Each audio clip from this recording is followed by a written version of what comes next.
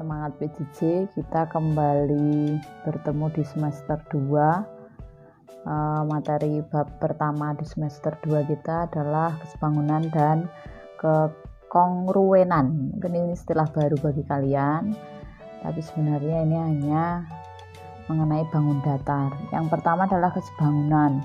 Kesebangunan itu dari kata dasar sebangun, seperti yang sudah kami tuliskan di papan tulis. Sebangun itu mempunyai dua syarat, yaitu yang pertama, syarat dua bangun dikatakan sebangun adalah mempunyai sudut-sudut yang bersesuaian sama besar. Apa sudut yang bersesuaian itu? Yang bisa jadi menghadap ke arah yang sama atau mempunyai tanda-tanda tertentu, dan itu harus sama besar. Bisa dikatakan sebangun apabila sama besar. Kemudian cara yang kedua adalah ukuran sisi yang bersesuaian sebanding. Sebanding itu apa? Misalnya 1/2, maka bangun yang lain juga harus, perbandingan bangun yang lain juga harus 1/2. Jadi istilah sebangun itu bukan ukurannya harus sama, tetapi mempunyai perbandingan sisi yang sama. Misalnya 1/2 berarti yang lain nanti juga harus 1/2 kalau disederhanakan, gitu nggih. Dan sifat kesebangunan ini berlaku pada semua bangun datar. Kalau di sini saya ambil contoh segitiga. Seperti yang kamu tahu, bangun datar itu banyak sekali, ada persegi panjang, kemudian jajar genjang, trapesium, dan yang lainnya. Di sekolah dasar mestinya sudah kamu pelajari. Kemudian saya di sini akan mengambil contoh kesebangunan pada segitiga. Di sini bisa kamu perhatikan, saya beri tanda dua segitiga ini, saya beri huruf ABC yang kecil, kemudian saya perbesar. Ini segitiganya adalah segitiga DEF, di mana dia mempunyai ciri-ciri, yaitu dari sudut yang saya beri tanda. Kalau kamu perhatikan, ada tanda-tanda tertentu yang sama. Di situ bisa kita lihat, kalau kayak saya bilang sudut A, yang sama dengan sudut A, yang mempunyai tanda yang sama, yaitu berarti apa? Sudut D. Cara membuktikan kesebangunan seperti itu. Kemudian kalau sudut A itu tanda yang sama dengan sudut D, berarti nanti sudut B akan sama dengan, sesuai tanda di situ adalah dengan sudut E. Apakah letaknya harus menghadap arah yang sama? Tidak. Jadi nanti apabila ada gambar segitiga seperti ini dibalik, yang penting ada tanda-tanda tertentu yang sama, bisa dikatakan bangun tersebut sebangun. Lalu yang sudut ketiga, karena ini segitiga maka sudutnya 3, yang ketiga adalah sudut C, itu akan sama dengan sudut F. Syarat pertama terpenuhi bahwa sudutnya sama. Kemudian dari sudut yang sama tersebut kita bisa membuat 3 buah perbandingan, 3 buah perbandingan dari sisi-sisi yang diapit oleh kedua sudut tersebut.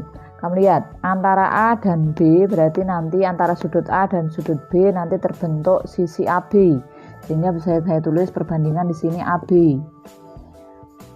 Kemudian AB di sini akan sebanding dengan sudut D dan E, karena sudut D dan E nanti besarnya tadi sama dengan sudut A, kan tadi sama dengan D, berarti kalau di sini saya ambil B, berarti nanti perbandingan AB akan bersesuaian dengan apa? Dengan DE. Kita bisa buat 3 perbandingan nanti, AB dibanding DE. Kemudian kalau di situ sudut B dengan C akan sama dengan EF, berarti ada perbandingan yang kedua BC, yang satu lagi apa? EF. Dan kemudian yang ketiga, karena segitiga saya bilang tadi, berarti ada 3 perbandingan. Yang satu lagi adalah AC dengan apa? Dengan EF, gitu ya. Nah, kita lihat kalau misalkan saya buat panjang sisinya diketahui, misalnya di sini 2 cm, gitu ya. Kemudian di sini 4 cm.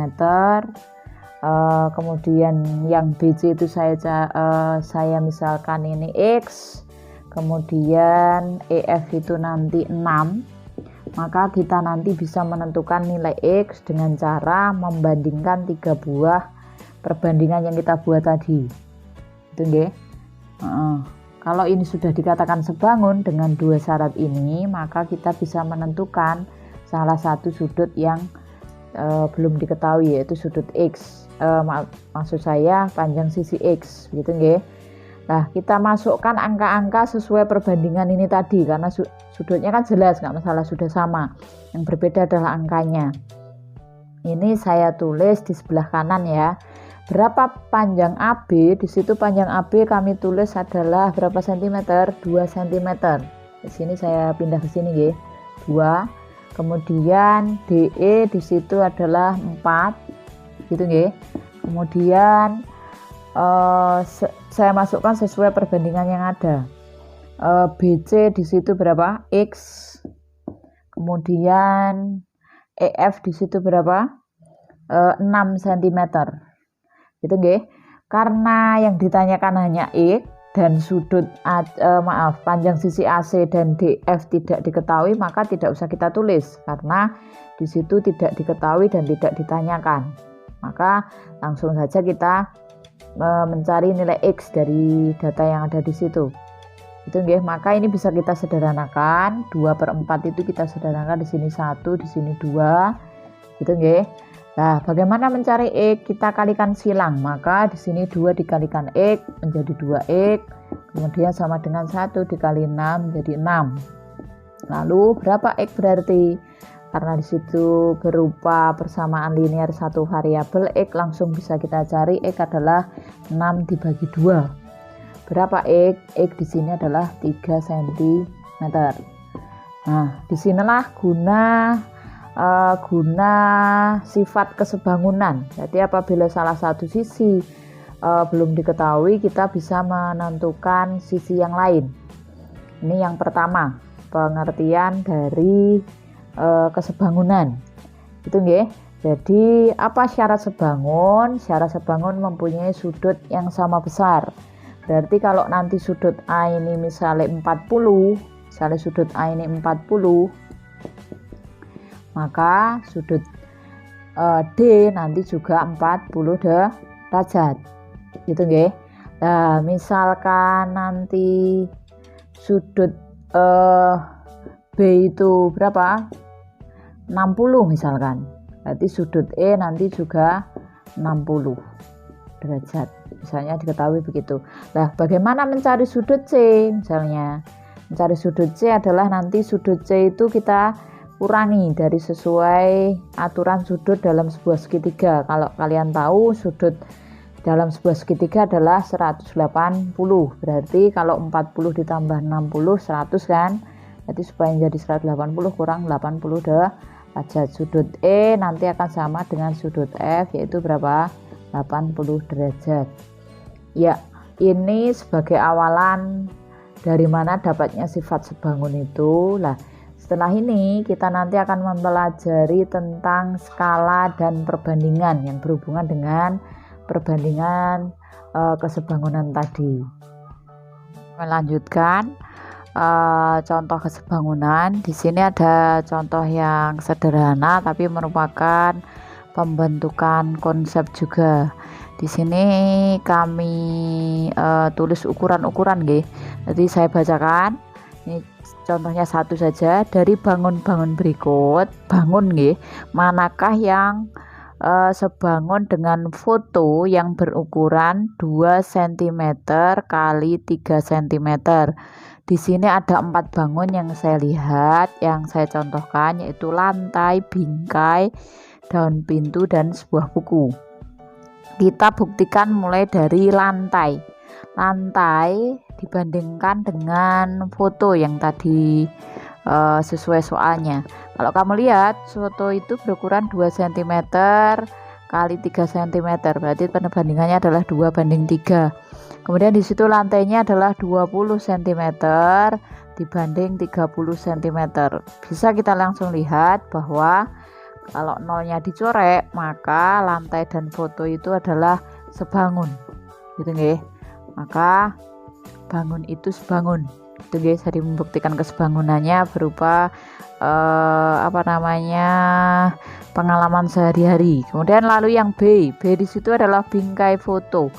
Bingkai dengan foto. Tadi fotonya tadi kan berukuran 2 kali 3 cm nggih. Kita bandingkan dengan bingkainya. Foto tadi 2 banding 3, kemudian bingkainya di situ adalah 15 dibanding 20. Ini bisa kita sederhanakan, sama-sama kita bagi 5. Kalau 15 kita bagi 5 ketemu 3, 20 dibagi 5 ketemu 4. Berarti jelas bahwa perbandingannya tidak sama, 2 banding 3 dengan 3 banding 4. Maka ini tidak sama, sehingga ini bukan tidak sebangun, tidak memenuhi syarat sebangun antara bingkai dan foto. Jadi kalau itu dimasukkan, dia tidak akan sesuai. Lalu yang ketiga yaitu daun pintu. Foto dengan daun pintu. Nah, foto tadi ukurannya adalah 2 banding 3, daun pintu nggih. Fotonya adalah 2 banding 3, sedangkan daun pintu ukurannya adalah 120 dibanding 200. Coba kita sama-sama bagi faktor antar keduanya, kita bagi 40. Kalau 120 dibagi 40 kan ketemu 3 ya. Kemudian 200 dibagi 40 itu ketemu 5. Sehingga ini juga tidak sebangun karena perbandingannya tidak sama, 2 banding 3, kemudian yang satunya adalah 3 banding 5. Oke, lalu yang terakhir, contoh yang terakhir adalah sebuah buku dibanding dengan foto. Foto tadi adalah 2 banding 3, kemudian bukunya adalah 16 dibanding berapa? 24. Coba kita lihat, ini sama-sama kita bagi faktornya 16 dan 24 adalah 4. Kalau 16 saya bagi kalau 4 masih terlalu kecil, kita bagi 8 saja. 16 dibagi 8 itu 2, kemudian kalau 24 dibagi 8 itu 3. Nah, kamu lihat sini perbandingannya sama, yaitu 2 banding 3 dengan 2 banding 3. Berarti yang D ini adalah sebangun. Nah, demikian contoh pembuktian dari bangun-bangun yang sebangun. Jadi intinya kalau sebangun itu perbandingannya sama, kalau tidak sebangun perbandingannya tidak sama dan tidak bisa kita cari sisi yang belum diketahui. Gitu nggih?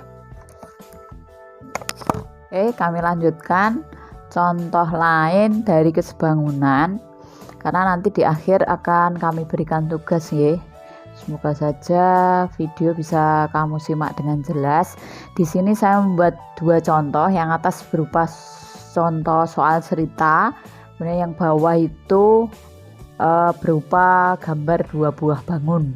Di sini bangunnya adalah trapesium, siku-siku kalau kamu perhatikan. Contoh yang atas dulu, yang pertama. Di situ kami bacakan. Kalau kamu mungkin belum begitu jelas tulisan kami, bisa dicatat di buku catatanmu mulai dari awal tadi. Saya bacakan. Ali yang tingginya 150 cm mempunyai bayangan 2 meter. Kemudian pada saat yang sama sebuah gedung tingginya pada saat yang sama bayangan sebuah gedung, bayangan nggih. Jadi bukan tinggi gedung. Bayangan sebuah gedung adalah 24 meter. Nah, di situ saya singkat pertanyaannya adalah tinggi gedung tersebut. Berapa tinggi gedung tersebut atau tinggi asli gedung tersebut. Jadi bukan tinggi bayangannya. Nah, di sini kami akan membuat sketsa dari 2 gambar, maksud saya dari 2 buah soal perbandingan antara Ali dan gedung itu. Misalkan saya buat sketsa, di sini adalah Ali, dan bayangannya, Ali dan bayangannya. Biasanya bayangan itu membentuk sebuah segitiga. Di situ tinggi Ali adalah berapa? 150 cm. Itu saya ubah menjadi meter atau 1,5 meter. Gitu nggih. Dan diketahui bayangan Ali, bayangan kan bukan yang di sini tapi yang di bawah, karena bayangan kan kelihatan dari sampingnya. Bayangannya adalah berapa meter? 2 meter.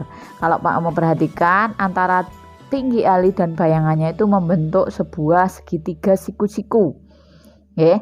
Kemudian saya buat sketsa yang kedua, yaitu sebuah gedung. Ini misalnya gedung tingkat kecil aja ya, dibayangkan ini gedung tingkat. Gedung tingkat ini asumsi kita adalah berupa kotak-kotak ya, anggap aja gue gedung tingkat wis ngono ya, gitu ya. Kalau di bentuknya juga sama. Nah, yang tinggi gedung di situ belum diketahui, maka saya misalkan di sini X ya. Kemudian bayangan gedungnya itu adalah 24 meter bayangannya ya. Nah, kalau di situ sudah berupa dua buah perbandingan, dua buah bangun ya. Intinya ini adalah dua buah bangun yang dibandingkan.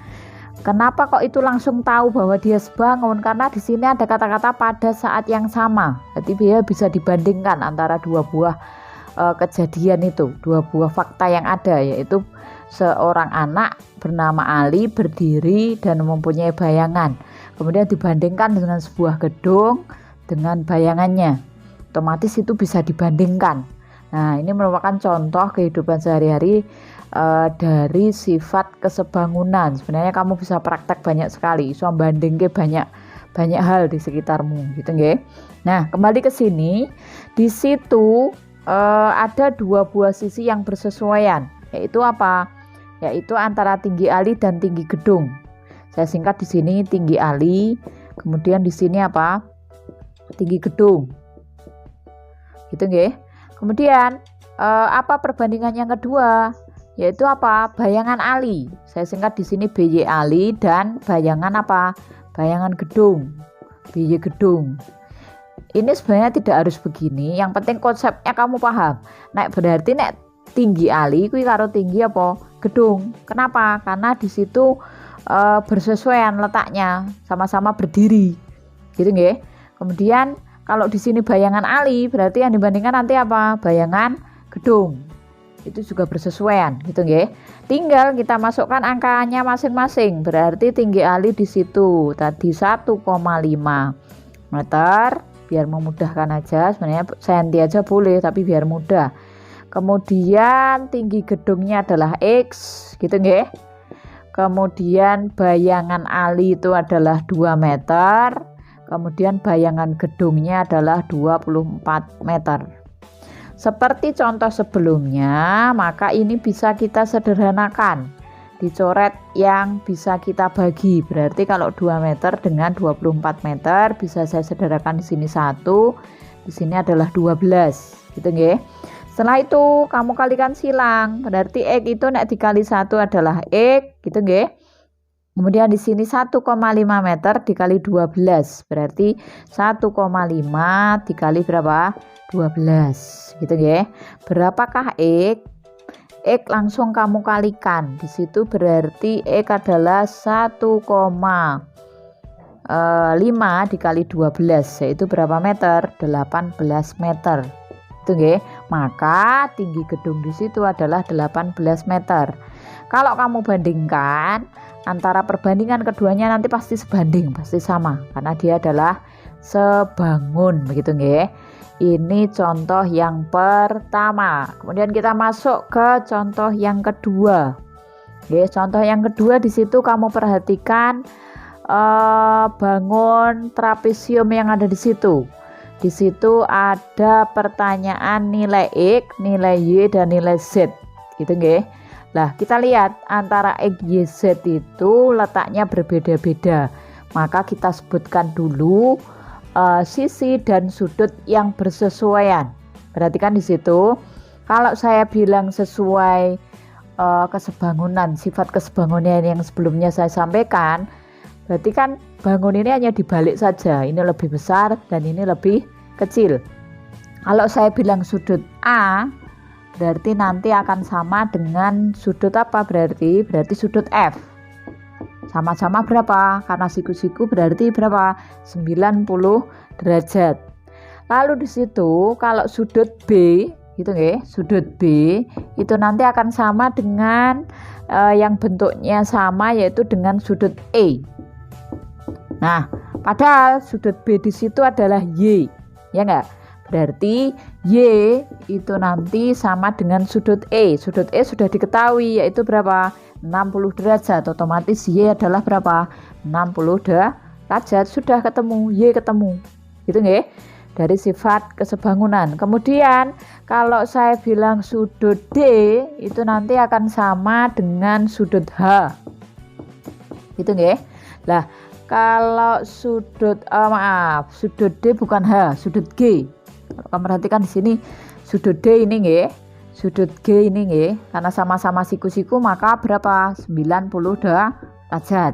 Lalu yang terakhir sudut C itu nanti akan sama dengan sudut H, yaitu berapa? Karena sudut A sudah diketahui, sudut C sudah diketahui yaitu 120, padahal sudut H itu adalah X, maka langsung X itu adalah berapa? 120 derajat. X ketemu, Y ketemu. Gitu nggih. Nah, baru pertanyaan yang terakhir yaitu pertanyaan dari Z, nilai Z. Nah, di situ bisa kita buat 2 buah perbandingan. Sebenarnya 4 bisa, tapi lebih mudah 2. Karena pertanyaannya kan hanya nilai Z saja. Apa perbandingan? Dari sudut kita bisa tahu AB gitu nggih, akan bersesuaian dengan apa? EF. Gitu nggih, karena sama-sama alas. Lalu yang berikutnya, kalau AB berarti temannya dalam satu bangun dengan CD. CD dibanding dengan apa? GH. Gitu nggih? Ya. Langsung kita masukkan berapa nilai AB? AB adalah 9. Berapa nilai EF? 6. Ya kan? Kemudian berapa nilai CD? CD di situ adalah 6. Bener nggih? 6. Kemudian yang ditanyakan yang terakhir adalah GH, yaitu nilai dari Z sendiri. Nah, seperti konsep tadi bisa kita sederhanakan dulu, sama-sama kita bagi 3. 9 kalau dibagi 3 itu berapa? 3, ya enggak? Terus kalau 6 dibagi 3 itu berapa? 2. Nah, baru kita kalikan silang karena sudah sederhana. Berarti 3 kali Z yaitu 3Z sama dengan 2 dikali 6. 2 kali 6 adalah 12. Berarti 3Z sama dengan 12. Lah, maka Z 12 dibagi 3. Z berapa? Z adalah 4 cm. Ya, 2 soal sudah kita bahas mengenai kesebangunan. Ya, jadi intinya kamu bisa membandingkan 2 buah bangun yang diketahui di situ sehingga bisa menentukan panjang sisi ataupun sudut dari bangun yang belum diketahui. Oke, anak-anak, sebelum tadi kita bahas materi kesebangunan, di sini saya akan menyampaikan dulu persepsi materi kesebangunan, yaitu mengenai skala dan perbandingan. Sebenarnya di kelas 7 kamu sudah mempelajari ini tentang skala dan perbandingan, dan juga di mapel IPS mungkin kamu sudah sering mendengar istilah skala pada peta. Maka saya akan ulas kembali agar nanti ketika kamu mempelajari materi kesebangunan lebih mudah memahaminya, karena sebenarnya dasar dari kesebangunan adalah perbandingan 2 buah bangun. Sedangkan kalau skala itu kan mengenal perbandingan dulu. Nah, apa skala? Di sini saya tuliskan rumus skala ada 3. Sebenarnya hanya 1, cukup kamu pakai ilmu titen saja. Yang perlu kamu hafalkan hanya ini. Skala itu adalah JP per JS. S itu skala, JP adalah jarak pada peta. Di sini belum saya beri satuan. Satuannya adalah cm, dan JS itu adalah jarak sebenarnya. Biasanya dalam soal-soal itu satuan JS adalah kilometer. Nah, rumus ini bisa kita ubah menjadi 3 buah rumus. Intinya di sini adalah hanya satu. S itu adalah JP per JS. Nah, kalau mencari JS bagaimana? Yaitu JP dibagi S. Kalau mencari JP bagaimana? S kali JS. Kok bisa begitu, Bu? Kamu lihat rumus perkalian.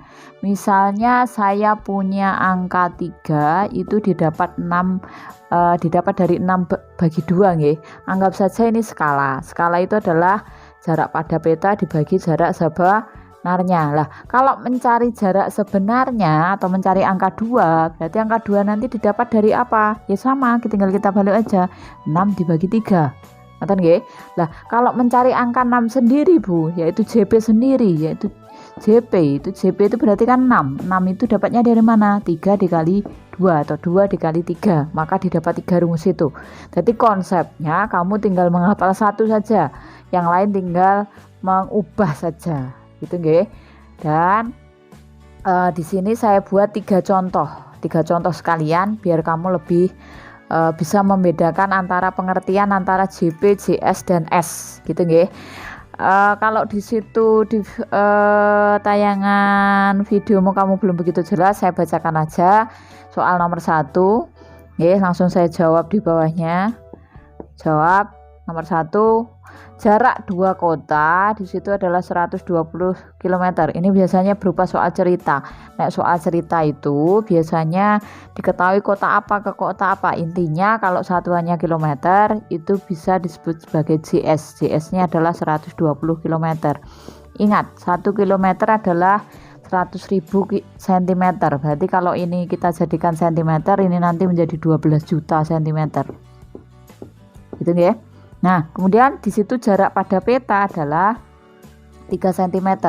Kita buat dulu ringkasannya. Baru ke pertanyaan. Pertanyaan pertama tentukan skala. Berarti skala langsung adalah JP per JS. Ya sudah, berarti 3 dibagi JS-nya yaitu 12 juta. 12 juta nolnya 6 ya. Maka ini sama-sama kita bagi 3 karena KPK-nya atau FPB-nya adalah 3 bagi 1, 1, 12 bagi 3 adalah 4. Maka skala itu dalam bentuk perbandingan nggih. 1 dibanding 4 juta. Soal nomor 1 terjawab. Biasanya dalam bentuk perbandingan ini atau dalam bentuk titik 2. Kalau skala dalam IPS, soal IPS nggih, itu adalah 1 banding 4 juta begitu. Ini soal nomor 1. Kemudian soal nomor 2, kamu lihat. Soal nomor 2 di sini sebuah peta. Saya di sini kelihatan nggih. Sebuah peta skalanya adalah 1 banding 100. Berarti kita tulis skala adalah 1 banding 100.000. Nolnya 5. Berarti ini 100.000 nggih. Kemudian jarak sebenarnya, jika jarak sebenarnya 2 km, kalau yang diketahui itu skala dan jarak sebenarnya, JS nggih, JS adalah 2 km, maka otomatis nanti yang ditanyakan adalah JP. 2 km itu kalau saya jadikan cm menjadi 200.000 cm.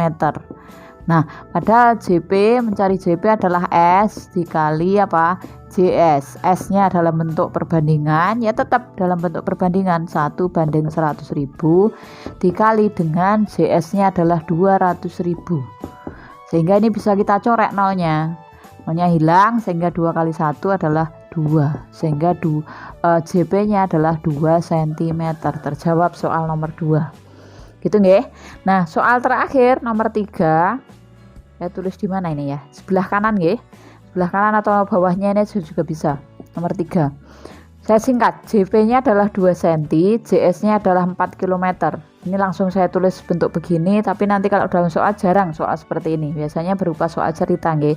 Langsung kita cari skala. Skala itu adalah JP per JS. Padahal JP-nya di situ dalam bentuk cm, berarti 2 cm dibanding dengan 4 km itu kalau jadikan senti adalah 400.000 cm.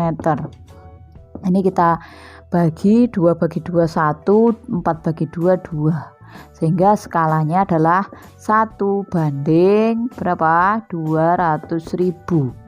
Gitu nggih. Karena ada 3 rumus, maka saya membuat 3 contoh. Contoh yang pertama adalah skala, contoh yang kedua JP, kemudian contoh yang ketiga adalah skala pada peta lagi. Begitu nggih. Mudah-mudahan ini bisa dipahami. Baru kita nanti masuk ke materi kesebangunan. Begitu, nggih.